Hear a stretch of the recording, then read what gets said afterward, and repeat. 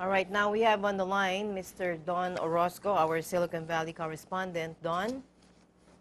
Good morning, Alma, and good morning to all our televiewers. It's good evening here, Don. Oh, yeah, it is Good morning over five. there. It Yes. is Don, I 5:40 just reported on the aid of the Israeli and the Uh-huh. EU. Uh-huh. Yes. Okay. Uh-huh. Let me just tell you, Alma, there is a moving resolution Yes. being circulated around Washington right now, and Okay. this was sponsored by Representatives Jackie Spear and Representative Mike Honda, Mm-hmm. both of the Democratic Party. Okay. They introduced a joint resolution to urge Congress to continue to provide assistance to the victims of Super Typhoon Haiyan Yolanda in the Philippines, ano? Mm-hmm. And apparently, the resolution, the two offered together expresses the deepest concern from the United States to the people of the Philippines affected by the typhoon. Mm-hmm. It also urges additional support for the victims in the recovery and rebuilding process. Representative Mike Honda represents the 17th district, which is here in the Silicon Valley, Mm-hmm. and currently serves as the chair emeritus of the Congressional Asian Pacific American Caucus. Mm-hmm. While Representative Spear represents California's 14th district, which is San Francisco, San Mateo, Redwood City. Both of them have a heavy Filipino American population. Ama? Yes.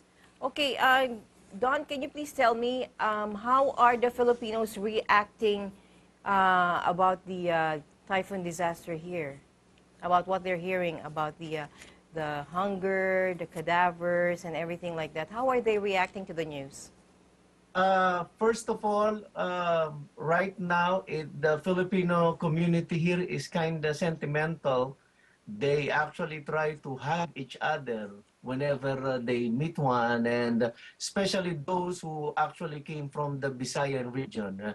And a lot of our friends here, non-Filipinos, they actually ask us how are they are able to do donations, so on and so forth. But again, to the Filipino community, if you'll go to the San Francisco airport right now, it's a lot. There's a lot of Filipinos actually trekking back home to our homeland there in the Philippines Uh-huh. because again, the absence of communication in the Visayan region, they've decided it would be better to just go back there and Mm-hmm. see for themselves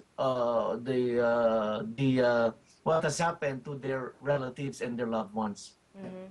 So it must be a full flight then for Filipinos going back to the Philippines, right, Don?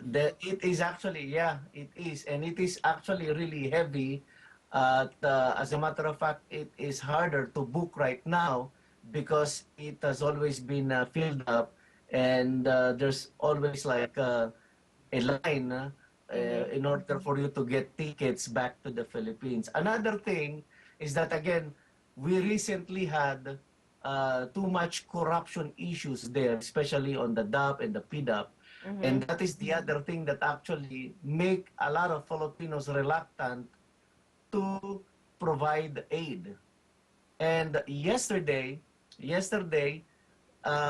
were abuzz, and it went viral here in the U.S. Mm-hmm. regarding the criticism made by an anchor of another TV station there to CNN's Anderson Cooper.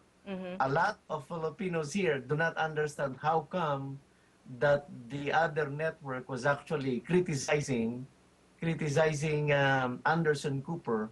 And you know what happened? Yes. CNN actually came up with a story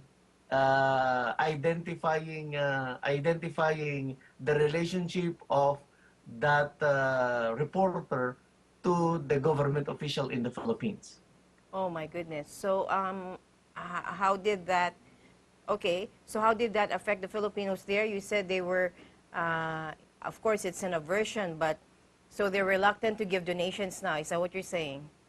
Yeah, it is actually what is happening right now. Because again, uh, if you will see the point of view of, because a lot of Filipinos here have Filipino channels, and a lot is also actually relying on international coverage like the CNN and BBC.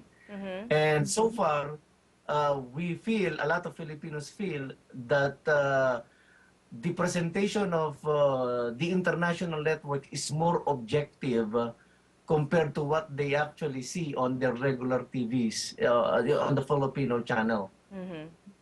Yes, that's true because they're not. So, Uh-huh. uh-huh.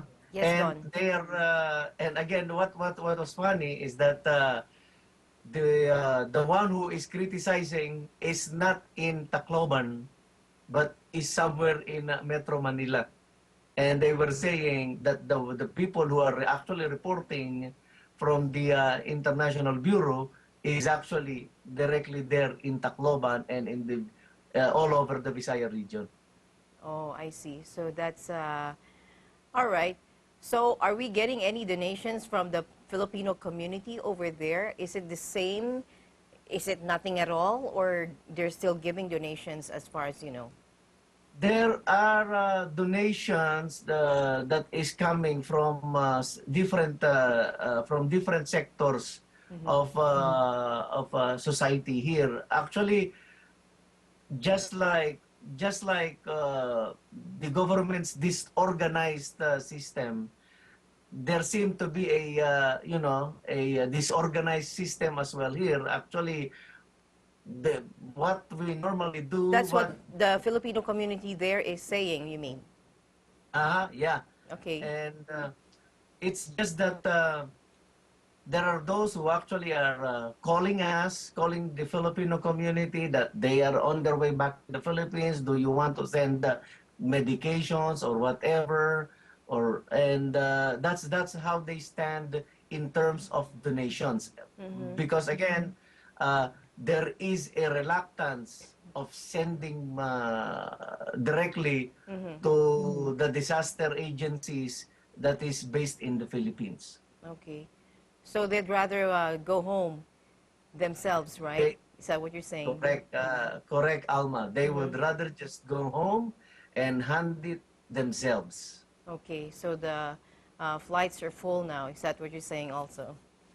Yes, and again, I hopefully it will subside, and I think the condition now is getting better because Yes. the reporting from the Let's hope so. from different news agencies is that recovery efforts is now really underway. Mm-hmm. It's being fast-tracked as well. Yes. Uh-huh. All right. Thank you for all that information, Don. Okay, Alma, Mm-hmm. and again from here in Silicon Valley in San Jose, California, this is Don Orozco for Eagle News Evening Edition. All right. Thank you.